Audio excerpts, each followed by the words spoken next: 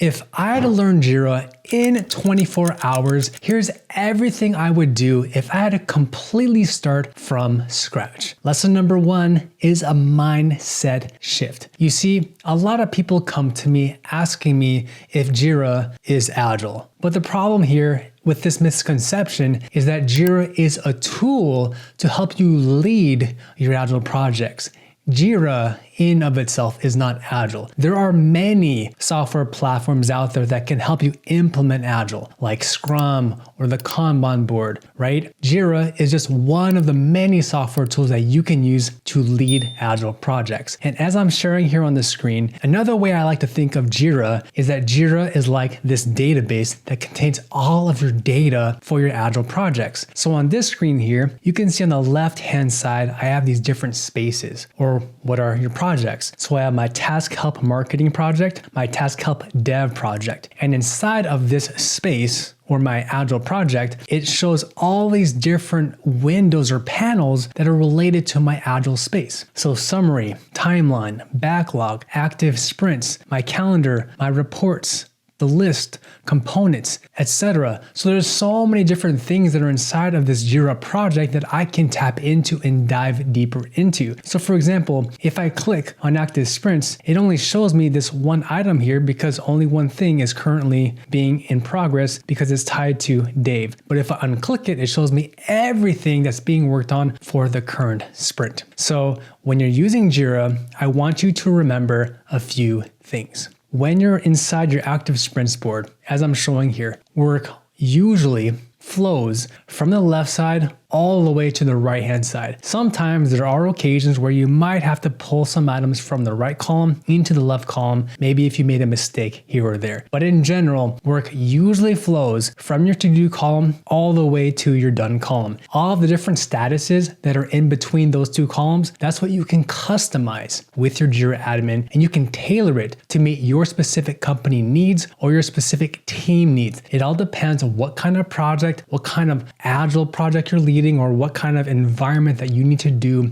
with your team. So in this example, I have these columns for in progress, in review, and QA. Again, it all depends on your specific use case. And one thing I want you to remember is just like with any other software out there, for example, Microsoft Project, you do not need to know 100% of all of the features here that are inside of Jira. If we had to know everything about how to use Jira and all these different features, we would feel completely overwhelmed and frustrated. I wouldn't know how to create these bugs or these tasks or these user stories, how to log into my Agile reports. It would just feel so overwhelming if I had to know every single nitty-gritty detail that's inside of Jira, and I don't think I would ever want to use it because frankly, there's just too much expectations when it comes to learning software nowadays. So really, my practical advice to you is don't get stuck with feeling frustrated if you don't know something. You can always dive deeper and go to Google or YouTube and watch all these different tutorials, but please don't feel like you need to know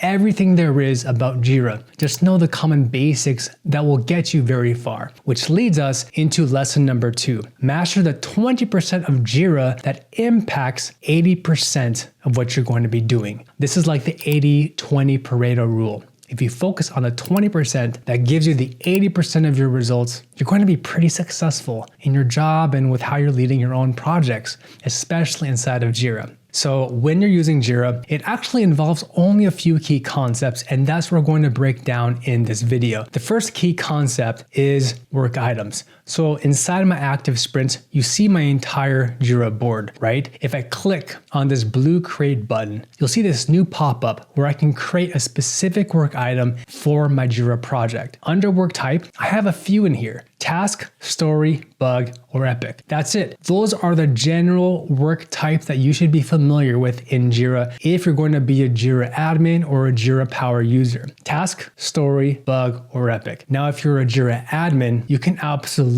create more customized work types to better suit your own specific needs. Like if you wanted to create your own item like a purchase order or an RFQ, you can absolutely do that in here and it will appear in this list. But for this purpose, in my example, I'm only showing 4 items, and it's very simple once you understand the gist of how it's set up inside of Jira. The second thing I want you to remember is that in Jira, everything revolves around two parameters called fields and values. So in this example, work type is a field, and whatever I select in this drop-down menu is a value. So if I select story, that means that I chose the value for story and I tied it to the field for work type. So if I go back to my Jira project and I click on this bug here, login form crashes, and if we give it a few moments to load here, we'll see here all these different things, right? If I go to the right, underneath the details window, it says assignee, reporter, and labels.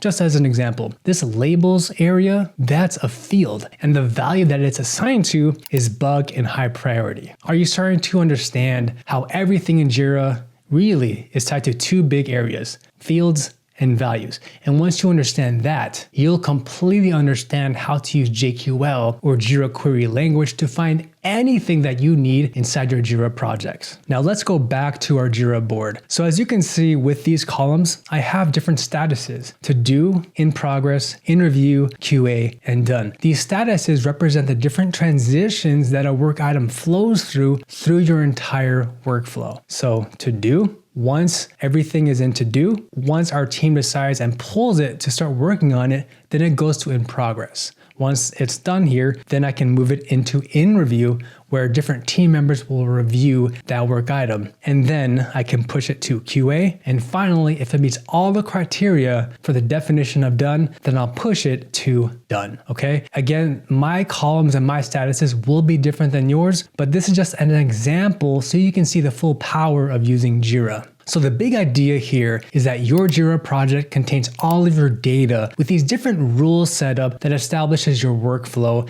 and how there's different transitions for the different statuses in your project. You won't see it directly here, but in the back end side of things with a Jira admin, how they administer and customize it, that's how deep it can go. But from a user interface standpoint, this is what you're going to be seeing and using on a day-to-day basis. Now, with this Jira board, please remember that your board only represents one view for your Jira project. If your team doesn't update their work on a day-to-day basis, well, then your Jira is not going to represent the most latest and most accurate data on what's actually taking place in your project. So for example, if I click on this bug here for the login form crashes when input email address, and let's just say that it's been several days since someone actually inputted a comment into here, I really won't have any idea on what's taking place here. I won't know if there's been a roadblock, if there's been an issue, if this team member is waiting on specific feedback from another person in another group, or if they're just waiting to get design input from a quality engineer. We just won't know because there's no updates. And so ideally, that's why you want your team members to put in their updates before every daily scrum so that your Jira project reflects the most latest and the most accurate data that's taking place.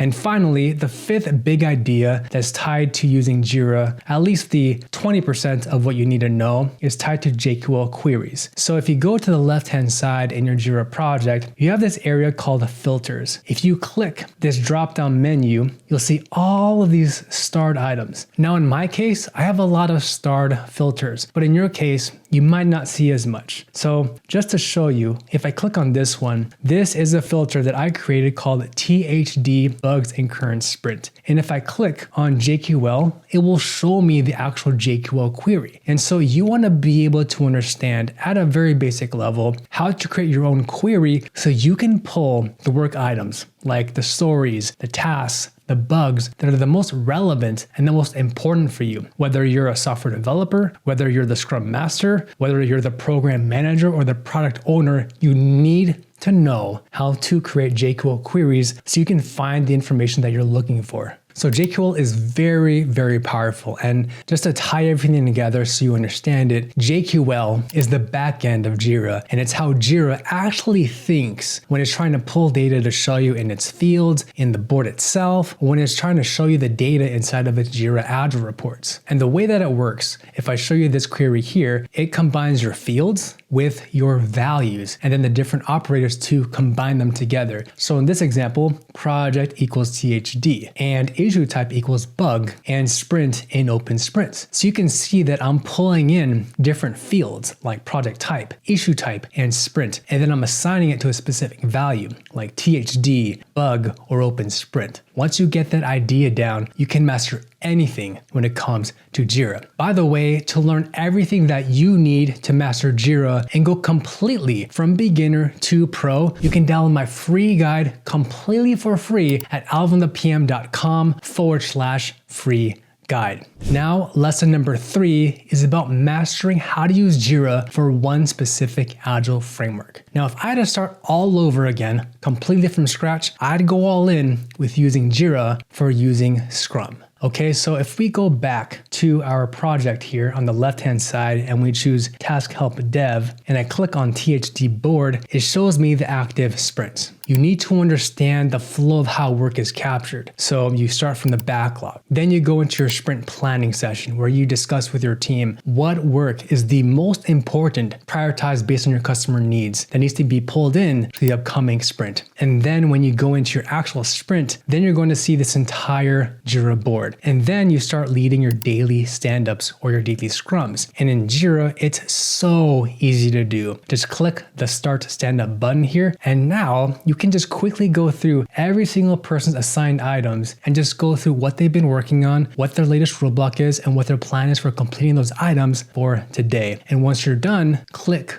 on the button for End Stand-Up. Now, there is another section here that you absolutely need to dive into if you haven't dived deeper into it, and that is the Jira reports. Now, it can feel very overwhelming seeing all of these reports being thrown at you, right? But the main ones that you need to understand to your deepest core here is the burn down chart, the burn up chart, the velocity chart, as well as the control chart. Those are the bare minimum of what you need to understand how to interpret and analyze the data if you're going to be actually leading or managing an Agile project. So just to show you a quick example, if I click on the burn down chart, we're showing all the information that's currently taking place in real time. So on the y-axis, we have story points. And then on the x-axis, we have time. So as the team progresses and completes items and they move it into the done column, that's when this red line will change. So as more story points get completed, then it should ideally be burned down. And this gray line represents the ideal amount of work that should be burned down. And realistically, it's going to be kind of challenging to get as close as possible to this gray line. But if you can,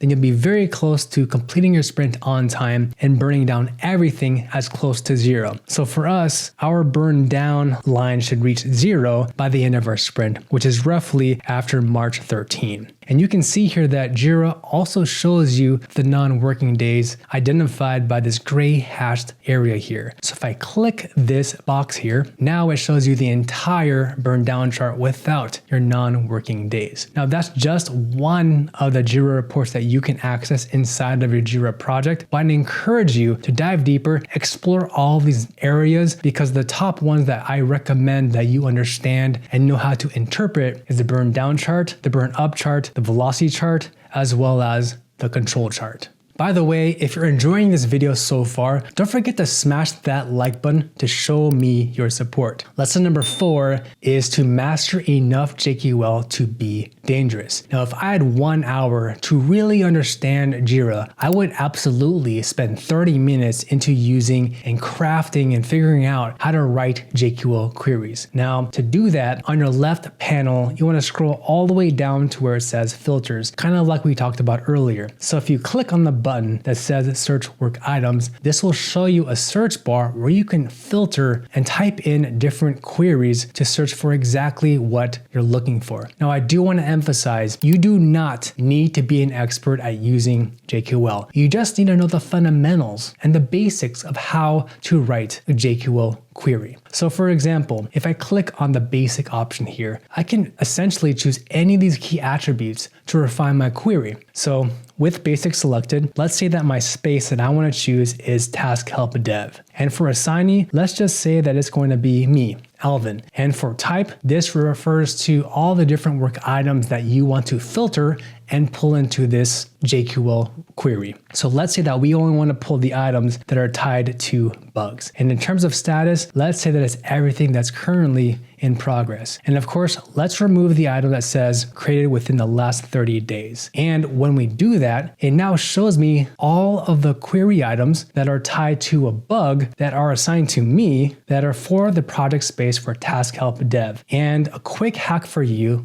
in case you didn't know it, is to convert it into a JQL query. All you have to do is click on the JQL button right here, and then you can expand it by clicking on this expanded arrow button here. Once you do that, you'll see the entire JQL query line by line, word for word. So it's project equals THD, and assignee equals my name, Alvin, and the type equals bug, and status equals in progress, order by created DESC for descending. So it's a great way to quickly understand how to create a JQL query just by playing around with the different attributes when you're in basic Jira mode. Now you might be asking yourself, Alvin, so why is JQL so important for me? Well, JQL queries are how your Jira boards and how your dashboards are created. So if you're ever in the situation where you need to create Jira dashboards, you absolutely need to know how to write your own JQL queries, or at least convert your basic Jira query into a JQL query and then customize it even further. If you master these 5 basic areas in Jira, you can master anything when it comes to Jira and be an expert and be seen as a thought leader in your space. Now, to learn everything that you need to go from beginner to pro with using Jira, please watch this video next, and I'll see you